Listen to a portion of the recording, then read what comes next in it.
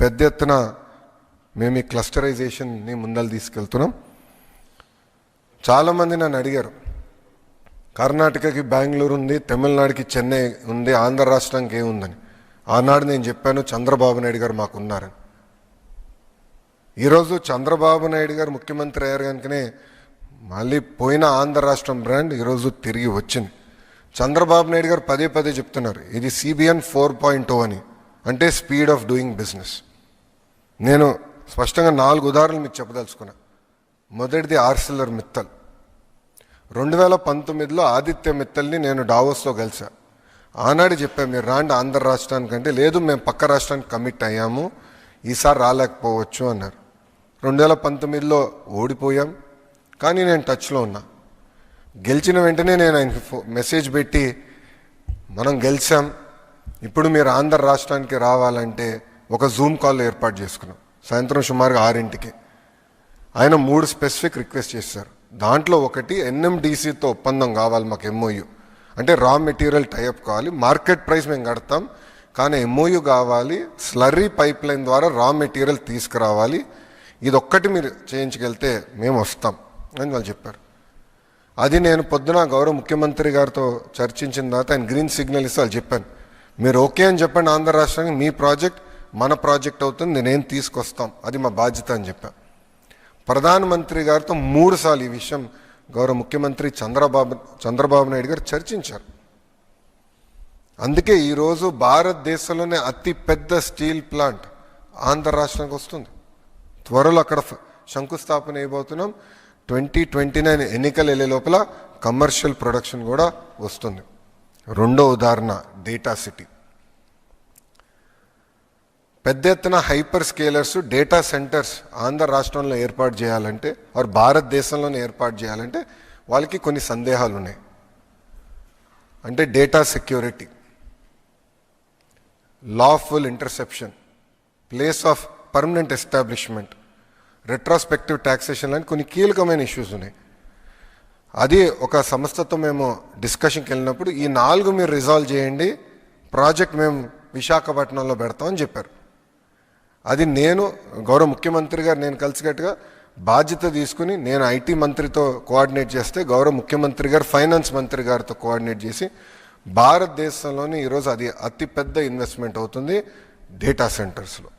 మూడో ఉదాహరణ టాటా గ్రూప్.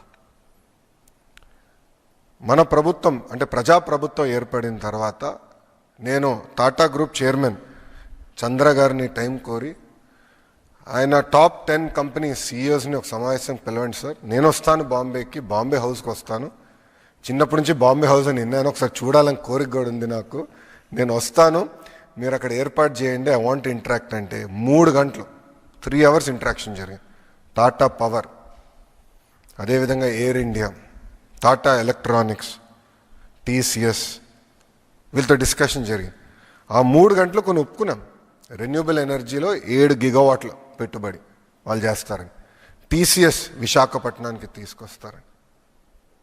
అదొక బాధ్యతగా, ఒక పట్టుదలతో ఏ రాష్ట్రం ఇవ్వని విధంగా 99 పైసలకి 20 ఎకరాలు, సుమారుగా 20 ఎకరాలు మేము TCSకి ఇచ్చాం. అది మాకున్న కమిట్మెంట్. ఇది ఎందుకు చేశామంటే, అసలు విశాఖపట్నం IT మ్యాప్లో లేదు, IT మ్యాప్లోకి తీసుకెళ్ళాలంటే ఒక షాక్ ఇవ్వాలి సిస్టమ్, కానీ నేను చేశాను. దాని కాగ్నిసెంట్ గురించి కూడా మారదాం. నేను డావోస్కి వెళ్ళినప్పుడు డావోస్లో కాగ్నిసెంట్ CEOని కలిసా. వాళ్ళ బూత్కి గౌరవ ముఖ్యమంత్రి గారు నేను వెళ్ళి అక్కడ మాడుతుంటే నాకు కంపెనీ కొంచెం సందేహం ఉంది వీళ్ళు అని. అప్పుడు వాళ్ళ CEOని నేను పక్క తీసుకెళ్ళి ఒకటే చెప్పా, మీరు వైజాగ్ రండి, మీకు భూమి 99 పైసలు నేను ఇస్తానని. ఆయన నమ్మలా, ఇది అవుతుందా, ఇది సాధ్యమా అని. చేసి చూపించే బాధ్యత నాదని చెప్పా. ఎప్పుడైతే TCSకి చేసి చూపించామో కాగ్నిసెంట్ వచ్చింది. ఎస్, వీళ్ళు ఇచ్చిన మాట మీద నిలబడుతున్నారని వాళ్ళు వస్తాం జరిగింది. ఈరోజు కూటమి ప్రభుత్వ లక్ష్యం ఒకటే, 20 లక్షల ఉద్యోగాలు మేము కల్పించాలని. ఈరోజు అనేక రాష్ట్రాలు, దేశాలతో ఆంధ్ర రాష్ట్రం పోటీ పడుతుంది.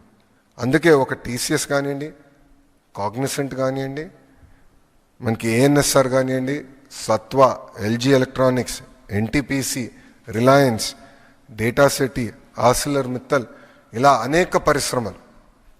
అంటే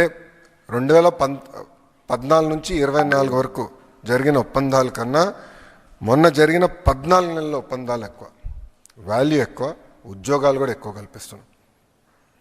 అంటే ఒక పట్టుదలతో ఈరోజు కూటమి ప్రభుత్వం పనిచేస్తుంది. ఇంకా సింగపూర్ ప్రభుత్వంతో అయితే చంద్రబాబు నాయుడు గారికి ఉన్న అనుబంధం 1995 నుంచి ప్రారంభమవుతుంది. ఆనాడు లీ క్వాన్ యూతో మొదలైన ప్రయాణం ఈ రోజున్న గౌరవ ప్రధానమంత్రి లారెన్స్ వరకు కూడా ఆ అనుబంధం ముందరికెళ్తుంది. అధికారంలో ఉన్న అధికారం లేకపోయినా సింగపూర్ ప్రభుత్వం గౌరవ ముఖ్యమంత్రి గారిని ఎప్పుడు ఒక రెస్పెక్ట్ అనేది ఇస్తూ జరుగుతుంది. అందుకే సింగపూర్ డెలిగేషన్లో గౌరవ ముఖ్యమంత్రి గారి నాయకత్వంలో నారాయణ్ గారు, టీజీ భరత్ గారు, నేను, అదేవిధంగా 5 ఐఏఎస్ అధికారులు మేము వెళ్ళాం. మా ప్రధాన లక్ష్యం రికార్డ్ని స్ట్రెయిటన్ చేయాలని.